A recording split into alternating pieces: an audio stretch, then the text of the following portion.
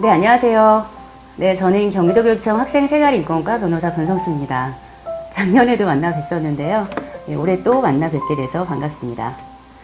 오늘은 전담기구 구성원을 대상으로 학교폭력 예방법에 따른 학교폭력 사안 처리 절차와 2022년 학교폭력 사안 처리 가이드북 개정 내용을 설명드리고자 합니다.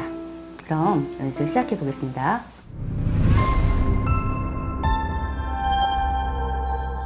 학교폭력의 개념을 먼저 살펴보도록 하겠습니다. 학교폭력 예방 및 대책에 관한 법률, 약칭해서 학교폭력 예방법이라고 부르는데요. 학교폭력 예방법에 따른 학교폭력의 개념에 대해서 살펴볼까요? 학교폭력은 학교 내외에서 학생을 대상으로 발생한 상해 폭행, 신체적인 폭력이네요. 명예훼손 모욕, 언어적인 폭력도 포함이 되고요. 성폭력, 그리고 따돌림과 같은 관계적인 폭력도 포함이 됩니다. 그리고 정보통신망을 이용한 음란 폭력 정보 등에 의하여 신체정신 또는 재산상의 피해를 수반하는 행위, 즉 사이버 폭력도 포함하는 개념입니다. 학교폭력 예방법에 따른 학교폭력은 이와 같이 학교 안팎에서 피해자를 학생으로 하는 다양한 유형의 폭력 행위라고 보시면 될 것 같습니다. 서울행정법원 판례도 보고 가겠습니다. 서울행정법원에 의하면 학교폭력은 폭행, 명예훼손, 모욕 등에 한정되지 않고 이와 유사한 행위로서 학생의 신체, 정신 또는 재산상의 피해를 수반하는 모든 행위를 포함한다라고 되어 있는데요. 즉, 학교폭력 개념을 학교폭력 예방법 제2조에 따른 정의에 한정하지 않고 그와 유사한 행위로서 보다 넓게 인정하고 있다 보시면 될 것 같습니다. 또한 학교폭력은 형사법상의 범죄 개념과 일치하지 않는다는 것도 보여주고 있는 판례라 보시면 될 것 같네요. 이와 같은 학교폭력은 신고 접수되면 학교는 사안을 처리하셔야 되는데요. 그렇다면 학교에서 사안 처리를 하는 데 있어 도움이 될 만한 자료엔 무엇이 있을까요? 이와 같습니다. 교육부에서 발간한 학교폭력 사안 처리 가이드북, 그리고 경기도 교육청에서 발간한 업무 매뉴얼이나 Q&A 자료집, 그리고 관계회복 프로그램을 위한 워크북, 예방교육 프로그램 별별 등을 활용하시면 좋을 것 같고요. 학교폭력은 아동학대와 성폭력과도 매우 밀접한 관계를 갖고 있습니다. 따라서 아동학대와 관련된 매뉴얼이나 성폭력과 관련된 매뉴얼도 준비하셨다가 참고하시면 좋을 것 같습니다. 오늘 연수는 학교폭력 예방법에 따른 학교폭력 사안 처리 개관을 살펴볼 거고요. 개관을 살펴본 이후에 구체적으로 학교와 교육지원청이 어떤 역할을 해야 하는지를 살펴보도록 하겠습니다. 그럼 먼저 학교폭력 사안 처리 개관입니다.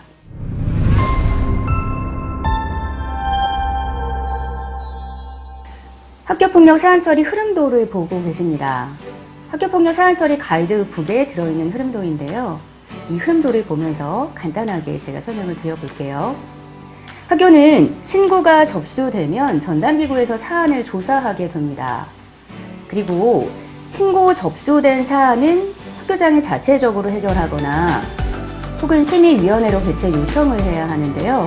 따라서 전담기구에서는 자체 해결의 4가지 요건, 그 객관적 요건을 모두 충족하는지 여부를 심의하게 됩니다. 전담기구에서 조사한 내용을 바탕으로 심의를 하게 되는 것이죠. 4가지 요건을 모두 충족하면 피학생 및 그 보호자에게 자체 해결에 동의해 줄 것인지를 서면으로 확인하게 됩니다. 만약 자체 해결에 동의를 해준다면 학교장은 그 사건을 학교 안에서 자체적으로 해결할 수 있게 됩니다. 다시 중간으로 돌아와 보죠. 전담기구에서 심의를 해봤더니 4가지 요건을 모두 충족해야만 자체 해결이 가능한 것인데 그중 하나라도 충족하지 못하는 경우가 있을 수 있습니다. 이러한 경우를 미충족 사건이라고 저희가 표현을 하고 있고요. 이렇게 요건을 충족하지 못하는 미충족 사건은 반드시 심의위원회를 개최해달라는 요청을 해야 합니다. 다시 중간으로 돌아와서요. 전담기구에서 심의를 해봤더니 4가지 요건을 모두 충족합니다. 그럼 피학생 측에게 그 의사를 확인한다 말씀을 드렸어요. 자체 해결 동의 여부를 확인하게 되는 건데요. 자체 해결에 동의해주지 않겠다고 하십니다. 부동의 사건입니다. 이렇게 요건을 충족하지만 피해 학생 측이 동의해주지 않는 부동의 사건 역시 학교는 심의위원회를 개최해달라는 요청을 해야 합니다. 그 다음부터는 교육지원청의 역할이죠. 교육지원청에서는 개최 요청을 해달라는 공문을 접수한 이후에 참석 안내를 학부모님, 학생, 그리고 학교에 안내하게 될 거고요. 개최된 심의위원회에서 그 신고 사건을 학교폭력으로 볼 수 있을지, 학교폭력으로 볼 수 있다면 관련 학생들, 피학생 보호를 위해 어떤 조치를 내릴지, 가해학생 선도 교육을 위해 어떤 조치를 내릴지를 심의하고 의결하게 되고요.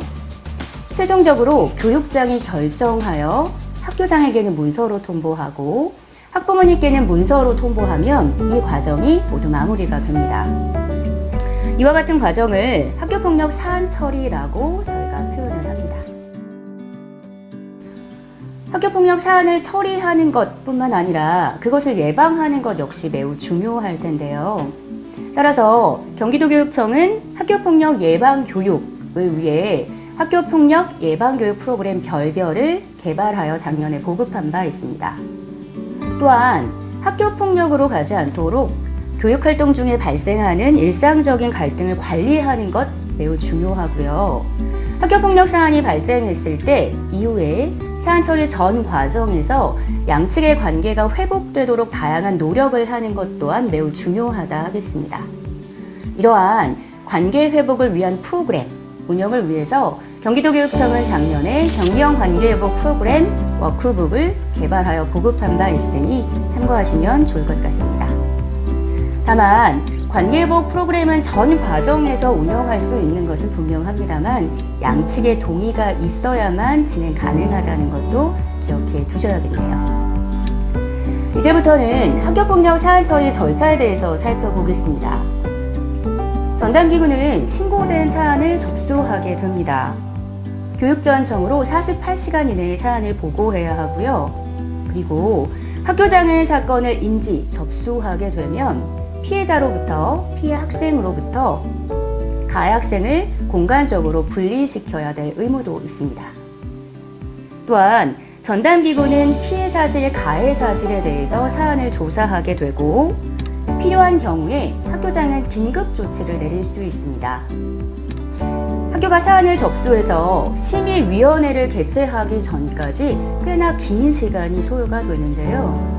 그 긴 시간을 메꾸기 위해서 긴급성과 필요성이 요구된다면 가해 학생에 대한 선도를 위해 피해 학생 보호를 위해 학교장이 긴급하게 조치를 내릴 수 있다는 겁니다. 또한 전담기구는 조사된 내용을 바탕으로 자체 해결의 4가지 요건을 충족하는지 여부를 심의하게 됩니다. 아까 흐름도에서 살펴봤습니다. 4가지 요건을 충족하고 피해 학생 및 그 보호자가 자체 해결에 동의하면 자체 해결이 가능하다 말씀을 드린 바 있습니다. 이렇게 자체 해결이 되면 심의위원회에 보고하시면 되겠습니다. 그런데 전담기구에서 심의해봤더니 요건을 충족하지 못합니다. 요건은 충족했지만 피해 학생 측이 동의를 해주지 않습니다. 이러한 미충족 사건이나 부동의 사건은 심의위원회를 개최해달라는 요청을 해야 하고요. 그 경우 교육지원청은 심의위원회 개최 요청 공문을 받아 사안 처리를 진행한다 말씀을 드린 바 있습니다. 학교는 이와 같이 사안을 접수해서 자체 해결 보고를 하거나 심의위원회 개최 요청을 하거나 이때까지 2주 이내의 사안 처리를 완료해야 하고요. 필요한 경우 7일까지 연기가 가능하다 하겠습니다. 내부 결재가 필요합니다. 교육지원청은 학교로부터 심의위원회 개최 요청 공문을 받으면 심의위원회를 개최하겠죠. 교육지원청은 이러한 공문을 접수한 날로부터 21일 이내에 심의위원회를 개최해야 하고요. 7일까지 연기가 가능하다 하겠습니다. 심의위원회를 우리끼리 개최하는 건 아니에요. 개최하기 전에 관련 학생 학부모에게 참석해달라는 요청을 하게 되고요. 학교에도 우리가 개최한다는 사실을 공문으로 알리게 됩니다. 개최된 심의위원회에서 양측 얘기를 각각 들어보고 학교에서 제출한 자료를 종합적으로 검토한 이후에 그 사실이 학교폭력으로 볼 수 있는지, 학교폭력으로 볼 수 있다면 어떠한 조치를 내릴지를 심의하고 의결한다 말씀을 드렸고, 그렇게 의결한 내용을 최종적으로 교육장이 결정해서 통보하면 이 과정이 마무리가 됩니다. 학교의 역할은 아직 남아 있습니다.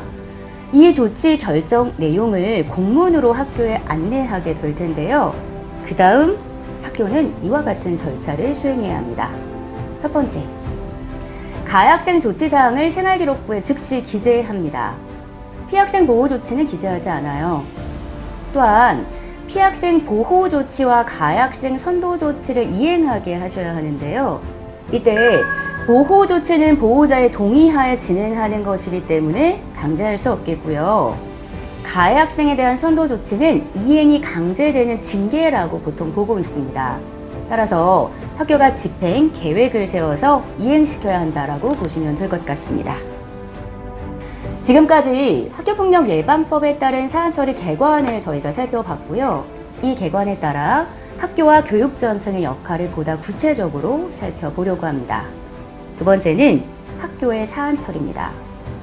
전담기구의 구성과 역할을 중심으로 설명을 해드리도록 할게요.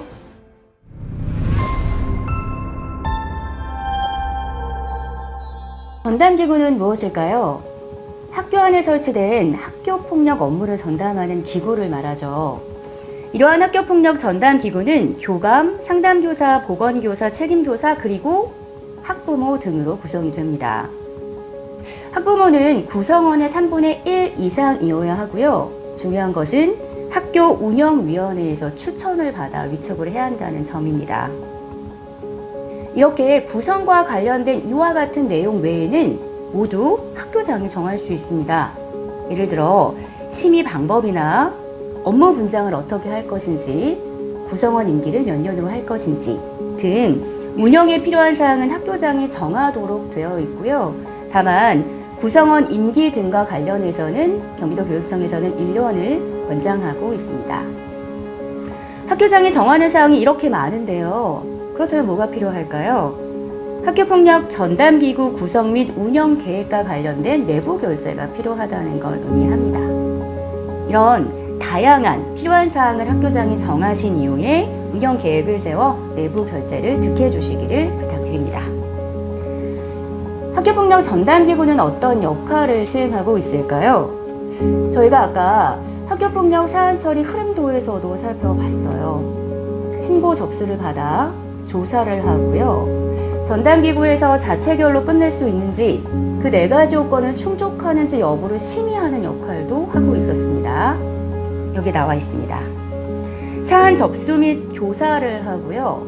자체결 부의 여부 심의, 즉 4가지 요건을 충족하는지 여부를 심의한다는 의미입니다.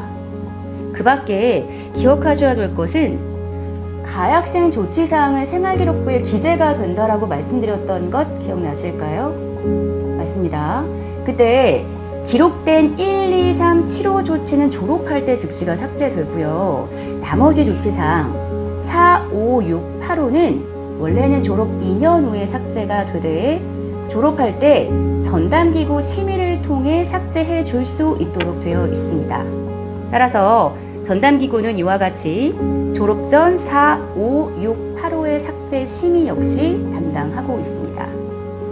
마지막으로 생활지도와 실태조사 실시 등의 다양한 역할을 수행하고 있으니 참고해 주시길 부탁드립니다. 학교폭력 전담기구는 학교폭력 업무를 수행하는 기구이고요. 여기에 속해 있는 구성원은 모두 업무 담당자로서 관련된 비밀을 누설하면 형사처벌을 받을 수 있습니다. 구체적인 사안처리 절차를 살펴보겠습니다. 전담기구의 사안 접수입니다. 학교는 사안 발생을 인지하면 신고 접수 대장에 신고를 접수하게 됩니다. 여기 하늘색인가요? 하늘색으로 체크되어 있는 부분이 학교가 작성해야 하는 양식을 의미합니다.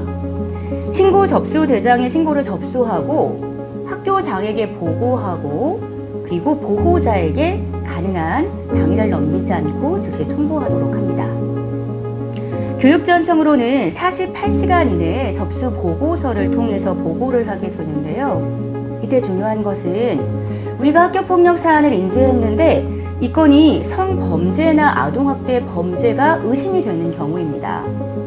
성범죄 발생 사실을 알게 된 경우 교사에게는 수사기관에 즉시 신고해야 할 법적인 의무가 있고요. 또한 아동학대 범죄를 알게 된 경우 뿐만 아니라 그 의심이 있는 경우에는 지방자치단체 또는 수사기관에 즉시 신고해야 하거든요. 따라서 학교에서 어떤 사안이 발생하고 그것을 인지했을 때 혹여 이 건을 성범죄나 아동학대 범죄로 볼 수 있는 것은 아닌지를 신중하게 검토해 주시기를 부탁드립니다. 작년 6월 달에 새로 생긴 제도, 정책 등으로 이해하시면 될 텐데요. 바로 가해자와 피해학생의 분리입니다. 제가 아까 사안 처리 흐름도 설명드리고 개관을 간단하게 말씀드리면서 가해자와 피해학생의 분리를 이와 같이 말씀을 드렸습니다. 피해학생으로부터 가해학생을 공간적으로 분리시키는 것이다. 이렇게 말씀을 드린 바 있거든요. 구체적으로 살펴보면 학교는, 학교장은 학교폭력 사건을 인지, 즉 접수하게 되면 특별한 사유에 해당하지 않는 경우에는 반드시 피해학생으로부터 가해학생을 분리해야 할 의무가 발생합니다. 그렇다면 분리하지 않아도 되는 사유를 살펴봐야겠죠. 네모 박스와 같습니다. 읽어볼게요. 첫 번째, 피해학생이 반대 의사를 표명하는 경우. 두 번째, 교육활동 중이 아닌 경우.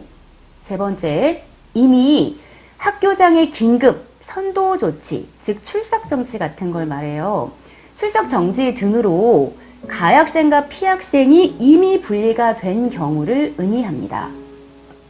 이와 같이 이미 분리가 되었다면 가해자와 피해학생이 분리를 할 필요는 없다는 걸 의미하는데요. 방학 중에 발생했다. 그러면 교육활동 중이 아니기 때문에 원칙적으로는 분리할 필요가 없다. 이렇게 생각하시면 될 것 같아요.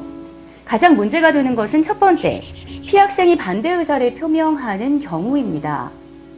따라서 학교는 사건을 인지하면 피해 학생에게 그 의사를 확인해야 된다는 걸 의미합니다. 어떤 의사를 확인하게 되냐면 가해 학생을 공간적으로 분리시키길 원하는지를 피해 학생으로부터 확인해야 된다는 걸 의미하죠. 만약 피해 학생이 분리시켜 달라고 원한다면 반대 의사를 표명하고 있지 않은 겁니다. 따라서 학교장은 반드시 가해 학생을 피해 학생으로부터 공간적으로 분리시킬 의무가 발생하고요. 다만 요 세 번째를 주의 깊게 봐주십시오. 작년 가이드북과 조금 내용이 달라졌습니다. 올해는 전담기구 또는 소속기관 협의를 통해서 학교장이 최종적으로 분리 방법을 결정하라고 되어 있습니다. 분리 방법이라는 것은 어느 공간으로 가해 학생을 분리시킬지 혹은 그리고 며칠을 분리시킬지 등을 소속기관 협의를 통해서 학교장이 최종적으로 결정하라는 겁니다. 분리시킬지 말지는 피해 학생이 정하는 것은 분명합니다만 며칠을 분리시킬지 어느 공간으로 분리시킬지 등은 소속기관 협의를 통해서 학교장이 결정할 수 있는 사항으로 보고 있는 것이죠. 이러한 분리 방법은 인지 시점으로부터 24시간 이내에 결정하셔야 하고요. 또한 분리 기간은 분리 방법을 결정한 시점으로부터 최대 3일까지만 가능합니다. 피학생 긴급조치나 가해학생에 대한 긴급조치, 제5호나 6호를 의미합니다. 이러한 긴급조치가 이루어지는 경우가 있을 수 있을 텐데요. 피학생 보호 긴급조치나 가해학생에 대한 긴급선도조치, 제5호나 6호 조치가 시행이 되었다면 가해자와 피학생의 분리는 즉시 종료된다는 사실도 기억해 두셔야 될 것 같습니다.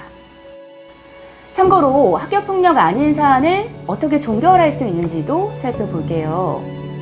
오해하시면 안 되는 게 신고를 했다가 화해되었다는 이유로 이 건을 종결하고 싶다. 이런 걸 의미하는 건 아니에요. 학교폭력 아닌 사안의 종결 처리는 5인 신고인 경우를 대표적으로 의미합니다. 예를 들어 제3자가 신고한 사안에 대해서 조사해봤더니 5인 신고였어요. 또는 세 번째로 볼게요. 피학생 측이 신고한 사안에서 확인해 봤더니 사실 오인 신고였고 그 점을 피학생 측도 스스로 인정합니다.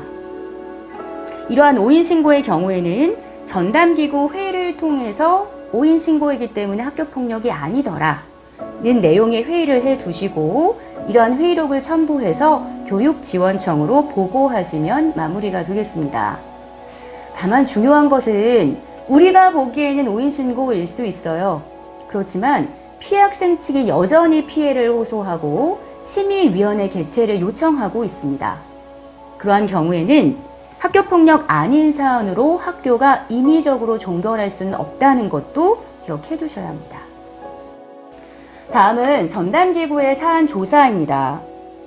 조사는 전담기구 또는 그 학교의 소속 교원이 진행을 하고요. 피해 및 가해 사실 여부 확인을 위한 작업이라고 보시면 될 것 같습니다. 사안 조사라는 표현도 쓰고요. 사실을 확인한다 라는 표현도 쓰고 있습니다. 사실 확인을 위해 아이들을 각각 불러서 확인을 하게 되고 아이들로부터는 학생 확인서 그리고 보호자 면담을 통해서 보호자 확인서를 받는 경우가 있을 수 있습니다. 최종적으로 조사한 내용을 보고서로 작성해서 학교장에게 보고하게 되는데요. 밑에 동그라미 2개가 들어있어요. 이게 올해 가이드북에 추가된 내용입니다. 너무 다 잘하고 계시는데요. 그래도 강조하기 위해서 들어간 내용으로 보시면 됩니다. 어떤 내용이 있는지 보겠습니다. 다른 학생이 보는 앞에서 조사하지 않는다. 개별로 조사한다. 사실관계를 추궁하거나 대답을 강요하지는 마라. 이런 주의사항이 추가됐고요. 최근에 사이버 폭력이 굉장히 많이 늘어나고 있잖아요. 그래서 사이버 폭력의 경우에는 세심한 관찰과 관심으로 징후 파악이 중요하다. 이런 취지의 내용이 추가가 됐습니다. 필요한 경우 학교장은 긴급 조치라는 걸 할 수 있다 말씀드렸어요. 기억나실까요? 저희가 사안을 접수해서 심의위원회가 개최될 때까지 몇 주가 소요가 될까요? 아까 저희가 살펴봤거든요. 학교가 사안을 접수해서 자체 해결 보고를 하거나 심의위원회 개최 요청 공문을 띄우기까지 최대 3주였습니다. 그리고 교육지원청이 관련 공문을 접수해서 심의위원회를 개최할 때까지는 3주 플러스 1주에서 4주까지 갖고 있을 수 있었거든요. 그러면 학교는 사안을 접수해서 심의위원회 개최될 때까지 7주가 소요된다 보면 된다는 겁니다. 7주 굉장히 긴 시간이고요. 실제 심의위원회가 개최가 돼서 어떠한 조치가 통보되기까지는 그보다 더 걸릴 수도 있습니다. 따라서 그 기간 동안 가해 학생 선도나 피학생 보호가 긴급한 경우가 분명히 있을 수 있고요. 이때 학교장은 긴급성과 필요성을 검토, 고려하시어 피학생에 대한 긴급 보호 조치, 가해 학생에 대한 긴급 선도 조치를 내릴 수 있다는 거죠. 먼저 피학생에 대한 긴급 조치를 살펴보겠습니다. 여기 제가 피학생 보호를 위하여 긴급하다고 인정, X, 줄 딱 쳐놨네요. 이게 작년 6월 달에 바뀐 내용입니다. 피학생에 대한 긴급 조치는 학교장이 내릴 수 있는 것은 분명합니다만 그 사유는 피학생 측이 직접 요청을 하는 경우에 한한다는 겁니다. 피학생 측이 요청을 하지도 않음에도 불구하고 학교장의 직권으로 저 아이에게는 보호가 필요한 것 같아 이렇게 내릴 수 있는 긴급 보호 조치는 폐지됐다. 저희가 이렇게 보통 표현을 합니다. 따라서 학교장님은 만약 아이의 보호가 필요하다 이렇게 보시면 어떻게 해야 할까요? 보호자와 여러 가지 얘기를 나누시고 보호자로부터 긴급 보호의 요청을 받아 긴급 조치를 내리는 형태로 진행을 하셔야 된다는 걸 의미합니다. 이와 같이 법령이 개정됐습니다. 학교장이 내릴 수 있는 긴급 조치는 제1호 심리상담 및 조언, 2호 일시 보호, 그리고 제6호 그 밖에 필요한 조치가 있고요. 이러한 긴급 조치를 내린 경우에는 긴급 조치 보고서를 작성해서 심의위원회에 보고해야 합니다. 가해 학생에 대해서도 긴급 조치를 내릴 수 있는데요. 피학생에 대한 긴급 조치는 피학생 측이 요청하는 경우에 내릴 수 있다. 방금 봤고 가해 학생에 대한 긴급 조치는 사유가 어떤가요? 이건 학교장이 직권으로 내리는 거라고 되어 있네요. 학교장이 가해학생에 대한 선도가 긴급하다고 인정하면 긴급조치를 내릴 수 있다. 이렇게 되어 있습니다. 피학생에 대한 긴급조치 그 사유와 좀 다르니까 구별해서 기억을 해두시면 좋겠고요.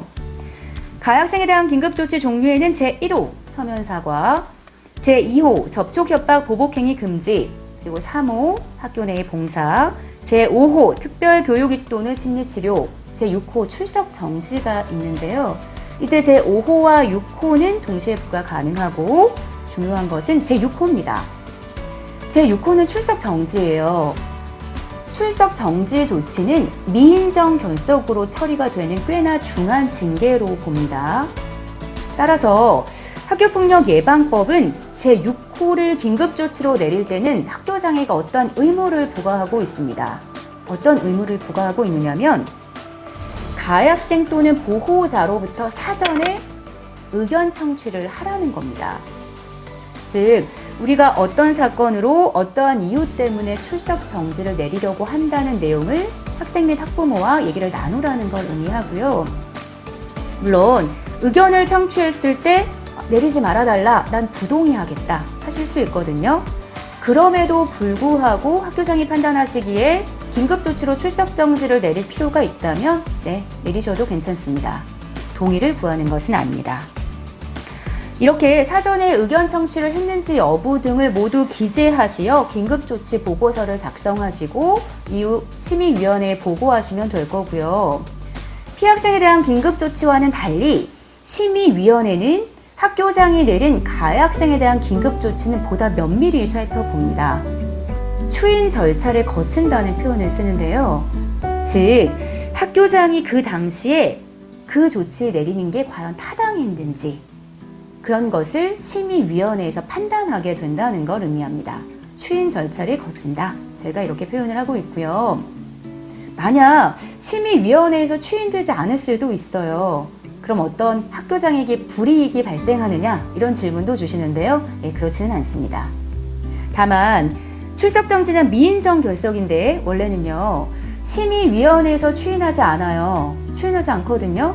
그렇다면 추인되지 않았다는 결과를 통보받고 미인정 결석으로 처리된 것을 인정 결석으로 바꿔줄 수 있다. 그런 정도만 기억하시면 좋겠습니다. 추인을 하면 심의위원회의 조치로 보는 겁니다. 원래는 학교장의 조치였는데요. 그걸 보고했고 심의위원회에서 잘 내렸다고 추인을 하게 되면 심의위원회의 조치가 되고 따라서 조치결정 통보서에도 기재되어 나가고요. 그걸 공문으로 통보받은 학교는 뭘 하셔야 된다고요?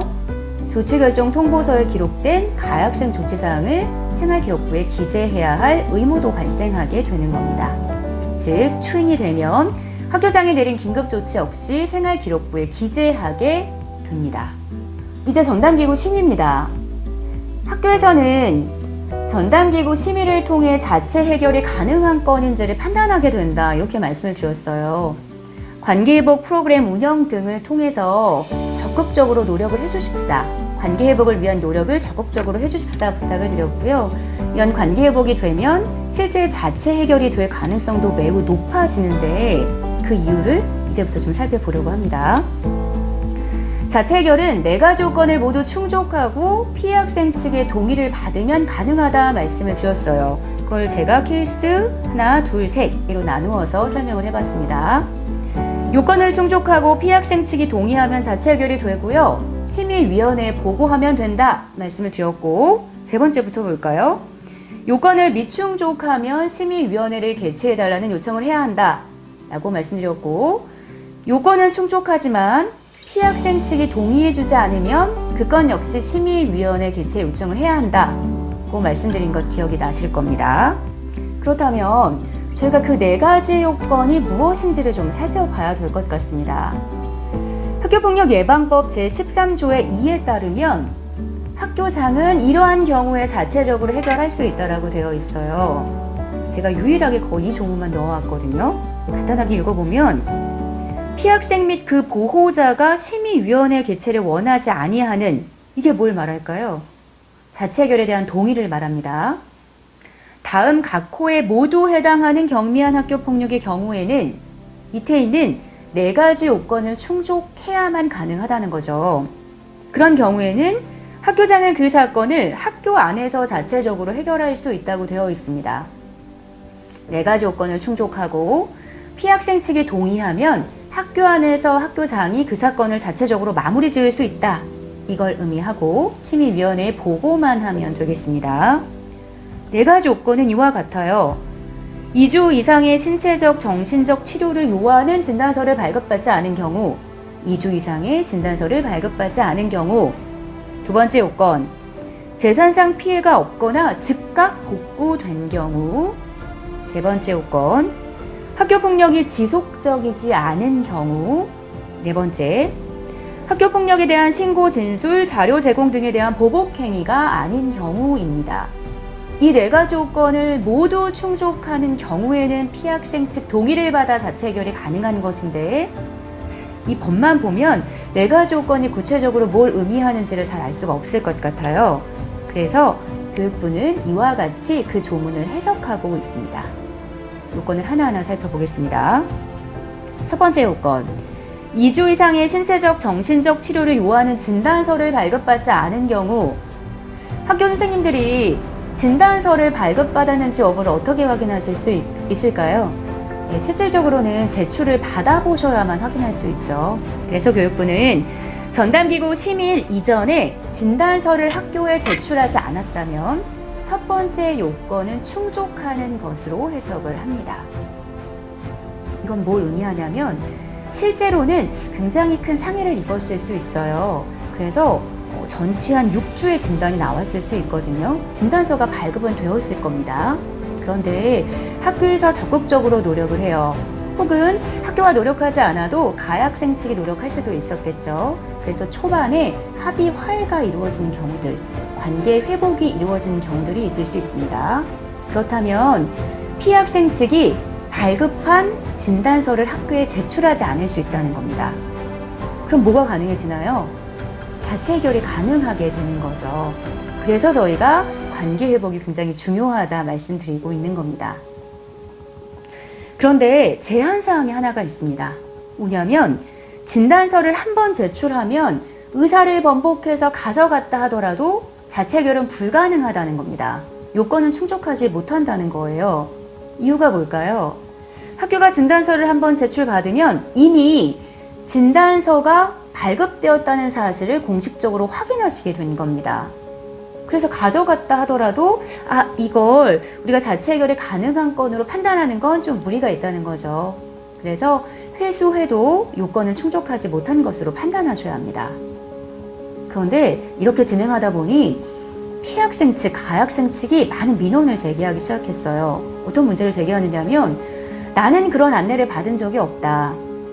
진단서를 제출하면 자체 해결이 불가능하다는 사정에 대해서 한 번도 안내받지 못했다라는 여러 가지 다양한 민원들이 발생하게 된 겁니다. 그래서 교육부는 2022년 가이드북을 통해서 네모박스와 같은 지침을 마련한 바 있습니다. 전담기구에서는 피학생 측이 진단서를 제출한 이후에는 의사를 번복해서 회수해도 자체 해결이 불가능한 것으로 보고 있잖아요. 따라서 이러한 내용을 반드시 가능한 학부모님께 사전에 안내하라는 겁니다. 안내를 받고 진단서를 제출할지 여부에 대해서 신중하게 고민해 보시라는 거죠. 그래서 이 내용도 올해 추가된 내용이니까 기억을 해두셔야 될 것 같습니다. 두 번째 요건은 재산상 피해가 없거나 즉각 복구된 경우이고요. 이때 재산상 피해는 신체적, 정신적 치료 비용을 모두 포함하는 개념입니다. 따라서 이런 치료 비용이 발생하지 않았거나 발생했다면 모두 복구된 경우를 의미하는데요. 교육부는 이 즉각 복구된 경우를 보다 넓게 해석을 하고 있는데요. 즉, 실질적으로 치료 비용이 모두 복구된 경우뿐만 아니라 두 번째 발에 보시면 복구해줄 것을 확인해주고 이를 인정한 경우, 즉 약속한 경우를 모두 포함하는 개념으로 보겠다는 겁니다. 따라서 양측이 화해가 되고 합의가 되고 관계 회복이 이루어졌다면 두 번째 요건도 충족될 가능성이 매우 높아지겠죠. 세 번째 요건은 그 해당 사건이 지속적이지 않을 것을 요구하고요. 이전 사건까지를 포함해서 지속성 여부를 판단하시면 안 됩니다. 이번 신고 접수된 사안의 지속성 여부를 판단하시고 이러한 학교 폭력이 내가 신고를 했다는 이유로 보복행위를 한 거예요. 이런 경우라면 자체 해결이 불가능하다. 그게 바로 네 번째 요건입니다. 이렇게 네 가지 요건을 충족하는지 여부를 전담기구에서 심의하고 네 가지 요건을 모두 충족하면 전담기구에서 판단한 기준에 대해서 피학생 측에게 설명한 이후에 자체 해결에 동의해 줄 것인지를 서면으로 확인하게 됩니다. 자체 해결 동의서를 받는다 표현을 하고 있고요. 저희가 작년까지는 심의위원회 개최 요구 의사 확인서, 명칭도 너무 어려워요. 보통 이런 명칭을 쓰고 있었는데요. 올해부터는 자체 해결 동의서라고 써주시면 되겠습니다.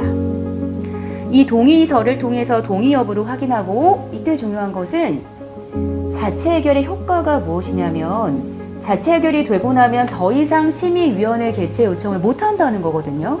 그렇다면 자체 해결에 동의해주는 피학생 측이 이 사실을 아셔야 된다는 걸 의미하고, 따라서 학교는 자체 해결 동의서를 받을 때 혹은 그 이전에 자체 해결이 되고 나면 더 이상 심의위원회 개최 요청이 불가능하다는 사정을 반드시 안내하셔야겠습니다. 학교장 자체 해결의 절차는 아래 세 가지의 문서를 첨부해서 학교장 내부 결재를 득하는 것이고요. 이렇게 자체 해결이 되고 나면 그 결과를 지원청에 보고하시면 되겠습니다. 말씀드렸어요. 자체 해결의 효과가 뭐라고 말씀드렸나요? 피학생 측이 자체 해결에 동의하고 학교장이 그 사건을 자체 해결하고 나면 더 이상 심의위원회 개최 요청은 불가능하다. 이게 효과거든요. 그래서 피학생 측에게 이 사실을 분명하게 알릴 필요가 있겠다. 그 말씀도 드린 바 있잖아요. 그래서 자체 해결의 효과는 더 이상 심의위원회 개최를 요구할 수 없다는 것이고요. 다만 예외적으로 두 가지 경우에는 그럼에도 불구하고 심의위원회 개최 요청을 할 수는 있습니다만 이러한 두 가지 경우는 매우 예외적인 경우이므로 일단은 참고만 해두시면 될 것 같습니다. 1대1 학교폭력 사안이 아닌 경우가 더 많죠. 다대다, 다대1, 1대다 이런 사건이 훨씬 더 많거든요. 이때 학교장 자체 해결은 어떻게 처리하는지를 간단하게 볼게요. 만약 피학생이 한 명이고 가해학생이 여러 명이라면 피학생이 가해학생 모두에 대해서 동의하는 경우에 한해서만 자체 해결이 가능하다. 이렇게 되어 있어요. 이게 무슨 말일까요? 제가 예를 들어 설명하면, 예를 들어 하나의 사안에서 피학생이 한 명이고 가해학생이 4명이래요. 4명입니다. 그런데 피학생은 그중 2명은 자체 해결해주고 싶고요. 2명은 심의위원회 개최 요청하고 싶어요. 이게 불가능하다는 걸 의미합니다. 하나의 사건이라면 그 4명을 모두 자체 해결해 주거나 그 4명 모두를 심의위원회 개최 요청해야 한다. 이걸 의미하는 문장이에요. 다만 피학생이 여러 명이라면 피학생별로는 부의 여부를 따로 판단할 수 있습니다. 이건 또 무슨 말일까요? 예를 들어 피학생이 2명이고 가해학생이 1명이라고 해보죠.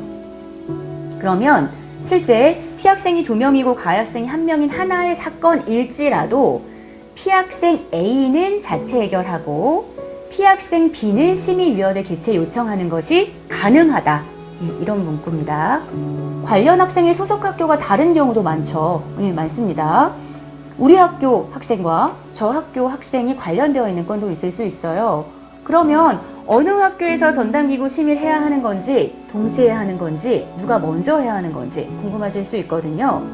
작년까지는 두 가지의 경우로 나누어서 저희가 설명을 드리고 있었는데요. 올해는 그 원칙이 하나로 통일이 됐습니다. 즉, 관련 학생의 소속 학교가 다르다면 피해를 호소하는, 즉 신고 학생 측 학교의 전담기구에서 먼저 심의를 하고 그 학교장의 자체 해결 여부를 판단하게 된다는 겁니다. 그리고 그 내용을 넘겨받아 가해 관련 학교, 피신고 학교의 전담기구에서 그 내용을 따라 존중해서 그대로 심의한 이후에 자체 해결 여부를 판단하시면 될 것 같습니다. 이게 관련 학생의 소속 학교가 다른 경우의 심의 방법이고, 작년까지는 저희가 두 가지 경우로 나누어 설명하고 있었습니다만 올해는 딱 이 원칙 하나만 기억하시면 됩니다. 심의위원회 개최를 취소 요청하는 경우도 있을 수 있어요. 많지는 않을 것 같은데요.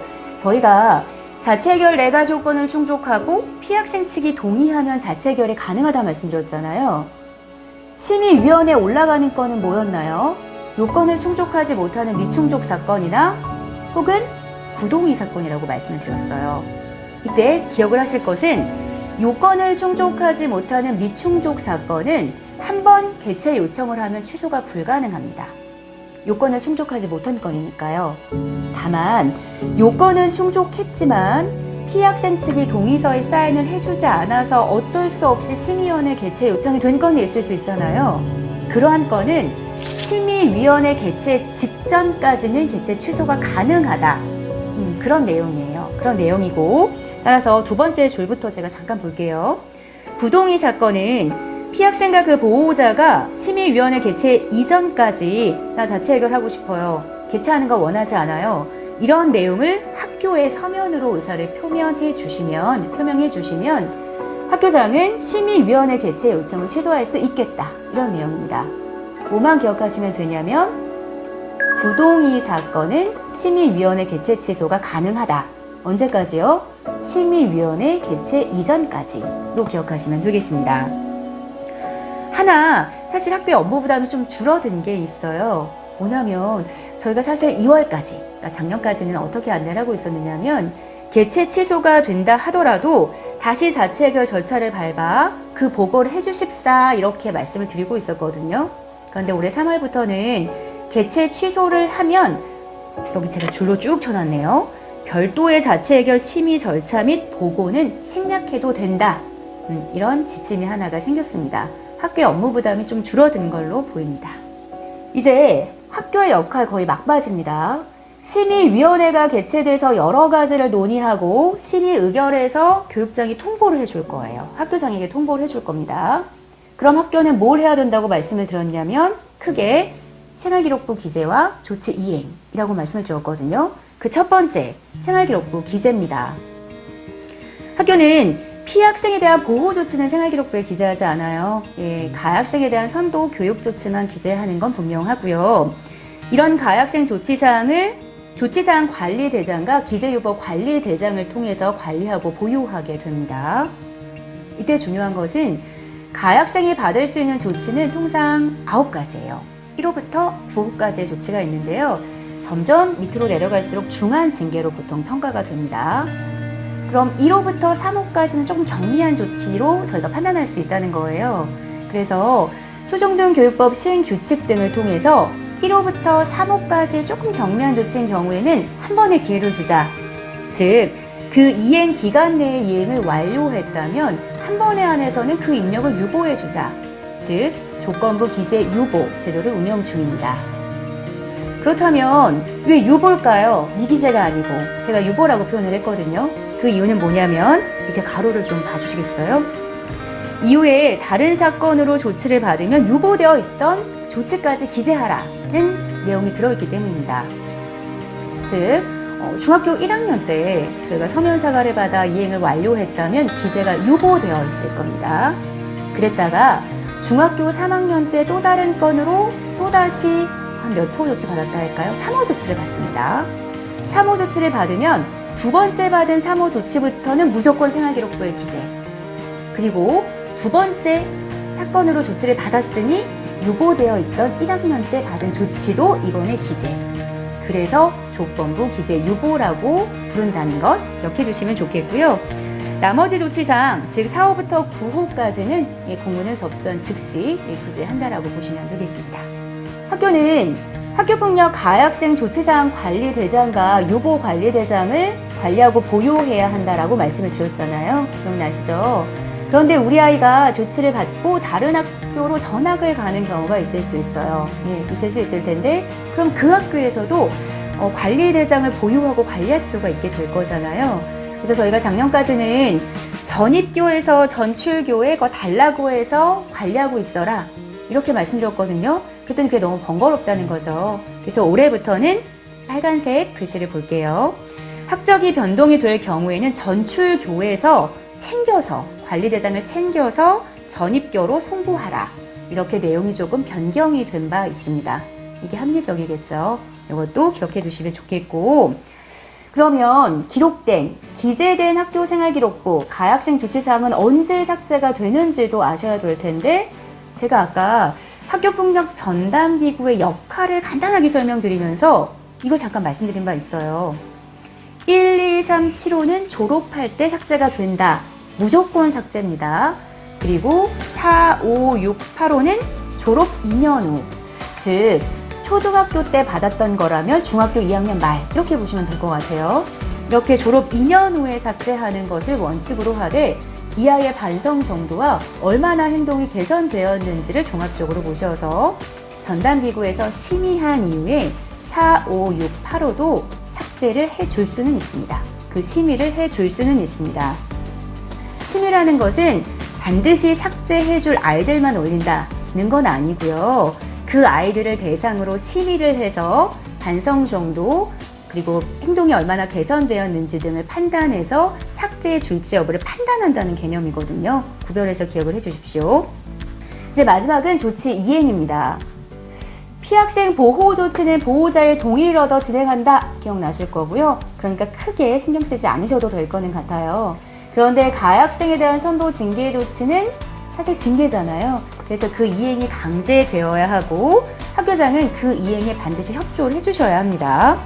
그리고 조치를 이행한 후에는 지원청에 그 결과를 보고하실 의무도 있습니다. 우리 아이들이 가학생으로서 받은 조치를 이행하지 않는 경우들이 있을 수 있어요. 그럼 학교가 여러 차례 독려를 하게 될 겁니다. 그런 독려 과정에도 불구하고 이행하지 않는 아이들이 있을 수 있거든요. 학교폭력 예방법은 그와 같이 조치 이행을 거부하거나 기피하는 경우에는 제1호 조치 서면 사과를 제외하고는 심의위원회에서 추가 조치를 내릴 수 있다고 되어 있습니다. 그런데 추가 조치를 어떠한 형태로 내릴 수 있는지 그 방법과 절차가 사실 명확하게 마련되어 있지 않았거든요. 그런데 그것이 올해 가이드북을 통해서 명확하게 절차가 마련되었습니다. 한번 볼게요. 가학생의 조치를 통보받고 상당한 기간 내에 이행하지 않으면 그 학생 명단을 교육장에게 보고하라는 겁니다. 상당한 기간은 지원청에서 정해서 안내를 해주실 거예요. 그러면 그 기간 내에 이행하지 않았다면 그 명단을 교육지원청으로 심의위원회에 보고하라는 거고요.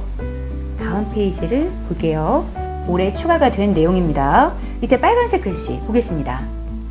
가학생의 조치를 통보받고 상당한 기간 내에 이행하지 않으면 보고한다. 이건 지금 봤고요. 그 밑에 뭐라고 써 있을까요? 그럼 심의위원회는 그 다음에 뭘 하냐면 지원청은 뭘 하느냐면 교육장은 학교장으로부터 보고를 받아요. 그러면 3주 이내에 다시 문서를 내보냅니다. 어떤 문서를 내보내냐면 1개월 이내에 심의위원회에서 내렸던 교육장이 내렸던 그 조치를 이행해라. 이행하지 않으면 추가 조치가 있을 수도 있겠다. 이런 내용이 담긴 문서를 통보하게 되고 그런 문서를 받고도 이행하지 않으면 다시 앞으로 가서 심의위원회가 개최가 돼서 다시 의견을 들어보고 추가 조치 내릴지 여부를 결정하게 된다는 겁니다. 이렇게 보시면 되겠습니다. 또한 학교폭력 가해 학생은 사안이 접수된 때로부터 그 조치의 이행이 완료될 때까지 학적 변동이 제한이 되는데요. 즉 신고가 됐다면 피신고 학생, 비신고 학생은 사안이 접수되면 사실 그 순간부터 전학을 가기가 좀 어렵다 이렇게 보시면 되겠습니다. 또한 교육장의 조치 결정을 통보받고 그 이행을 완료할 때까지는 또한 전학을 가기가 좀 어렵다 이렇게 이해하시면 될 것 같아요. 그래서 아이가 전학 의사를 표명하면 그 조치 이행을 모두 마무리 짓고 보내셔야 된다 이렇게 기억하시면 되겠습니다. 마지막으로 교육지원청의 사안 처리입니다. 학교는 교육지원청의 사안 처리 단계에 있어서 여러 가지 의무가 있거든요. 그래서 간단하게 교육지원청에서 어떻게 그 사안을 처리하고 있는지를 살펴보려고 합니다.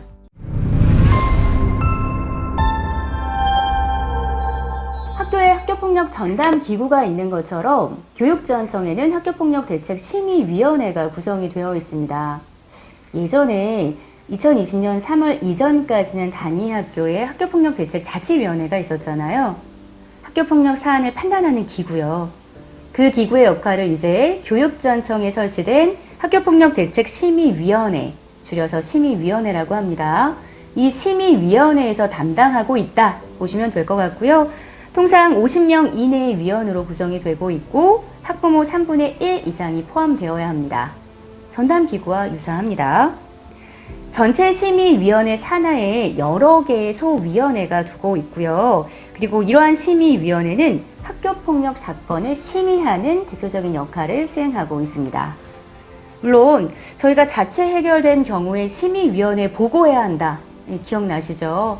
이러한 보고를 받는 역할도 수행하고 있죠. 심의위원회가 진행될 때 학교는 단계별로 여러 가지 협조를 해주셔야 되는데요.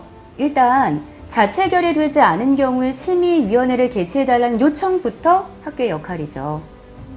그리고 지원청에서 업무를 진행하시다 보면 사실 부족한 자료가 있을 수도 있거든요. 그럴 때 관련 자료 제출 등을 학교에 요청하기도 하십니다. 또는 심의위원회가 개최가 되었을 때 책임교사나 담임교사, 관련 교원 등의 출석을 요구하기도 하고요. 또한 심의위원회 조치 결정을 통보받으면 학교는 뭘 하셔야 되나요? 그 조치 이행에 협조해 주실 의무가 있잖아요. 이와 같이 학교폭력 사안 처리는 학교와 교육지원청이 서로 협조하에 진행이 되고 있다. 이렇게 이해하시면 될 것 같습니다. 심의위원회는 학교폭력에 해당하는지 여부를 판단하고 학교폭력으로 보여지면 여러 가지 관련 학생들에 대한 조치를 결정한다고 말씀을 드렸는데요. 만약 학교폭력이 아니거나 증거가 충분하지 않거나 가담했다고 보기 좀 어려워요. 이런 경우에는 피가해 관련 학생, 즉 관련 학생들에게 어떠한 조치 결정을 내리지 않고 바로 회의가 종료가 됩니다. 학교가 올린 건이 모두 학교폭력은 아니라는 거죠. 실제로 신고 접수된 사안의 일부는 학교폭력이 아닐 수도 있고요. 증거가 충분하지 않아서 인정하기 어려울 수도 있고 이런 건들이 섞여 있는 겁니다. 학교폭력으로 인정이 된다면 학교장 긴급조치 추인 여부를 보통 결정하게 됩니다. 학교장 긴급조치 추인을 어디서 봤을까요? 가해 학생에 대한 긴급 선도 조치를 잘 내렸는지를 이후에 심의위원회에서 판단한다. 그 과정을 추인 절차라고 한다. 이렇게 말씀을 드린 바 있었거든요. 그래서 학교장의 긴급 조치가 적절했는지, 필요했는지, 타당했는지, 얼마나 긴급했는지 이런 것 등을 종합적으로 검토하시어 심의위원회에서 학교장 긴급 선도 조치의 추인 여부를 결정하게 됩니다. 추인할 수도 있고요. 그중 일부만 추인할 수도 있고 전체를 추인하지 않을 수도 있습니다. 그리고 피학생에 대한 보호 조치를 내릴 수 있고 가해 학생에 대한 선도 조치는 내려야 합니다. 제가 좀 표현을 달리 쓰고 있어요. 학교폭력으로 인정이 된다면 통상 피학생에 대한 보호 조치는 내릴 수 있는 의무는 아니라 보고 있고요. 가해 학생에 대한 선도 징계 조치는 내려야 하는 의무사항으로 보고 있기 때문입니다. 가해 학생이 받은 조치에 따라 가해 학생에게 부과되는 특별 교육이나 심리 치료가 내려지는 경우가 있겠고, 가해 학생이 특별 교육을 받는다면 보호자, 그 가해 학생의 보호자에게도 특별 교육이 내려져야 합니다.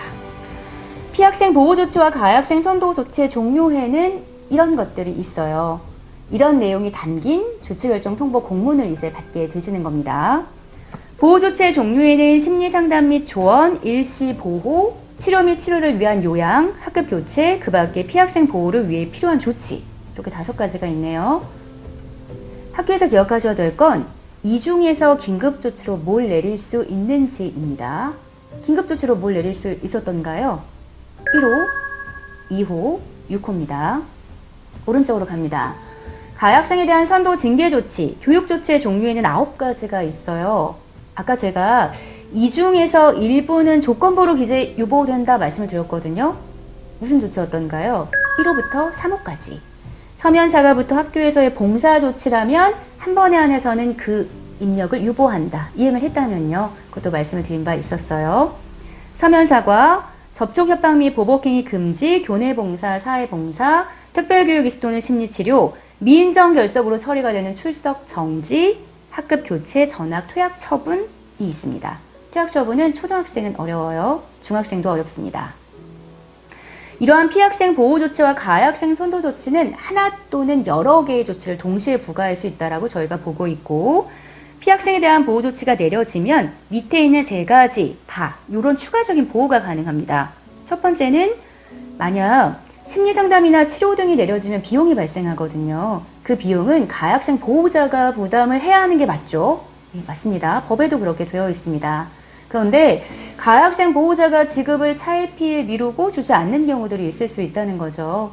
그때 보호 조치가 내려졌다면 학교 안전공제회에서 먼저 그 지급을 해주고 비용을 지급해주고 이후에 저희가 가학생 보호자에게 그 비용을 청구한다. 이렇게 보시면 되겠습니다.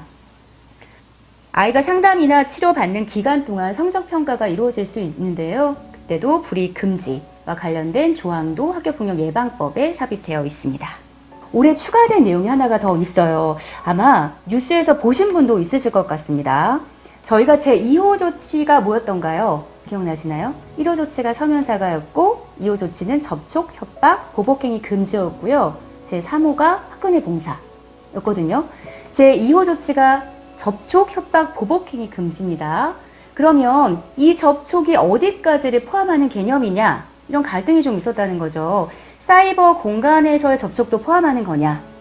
그런데 올해부터는 접촉의 범위에 인터넷, 휴대전화 등 정보통신망을 이용한 행위가 포함된다는 점이 명확해졌습니다. 오프라인뿐만 아니라 온라인에서의 접촉 역시 금지된다는 걸 의미하죠. 마지막은 조치에 대한 불복입니다. 심의위원회에서 내려진 조치를 교육장이 통보합니다. 받은 조치가 만족스럽지 않을 수 있고요. 그런 경우에 피학생 측, 가해학생 측은 조치에 대한 불복을 진행할 수 있을 텐데요. 누구를 대상으로 하느냐면 교육장을 대상으로 진행을 합니다.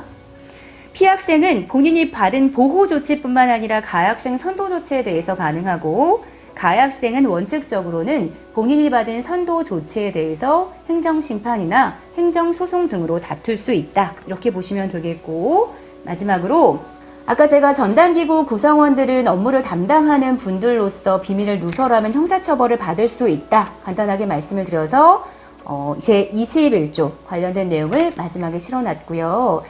그리고 학교에서 정보 공개와 관련된 부분으로 굉장히 어려움을 겪고 있다는 것도 알고 있습니다.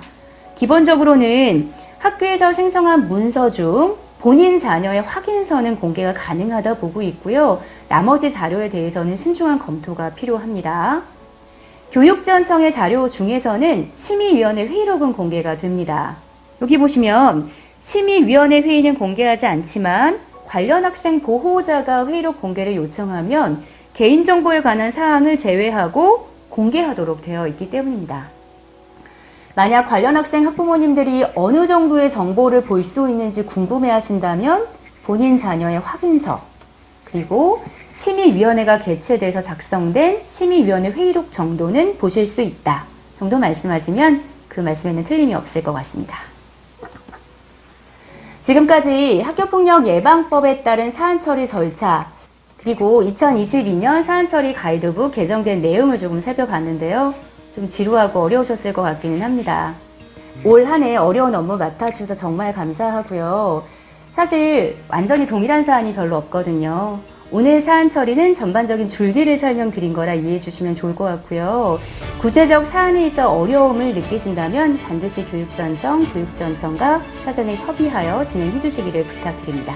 올 한 해 화이팅입니다. 감사합니다.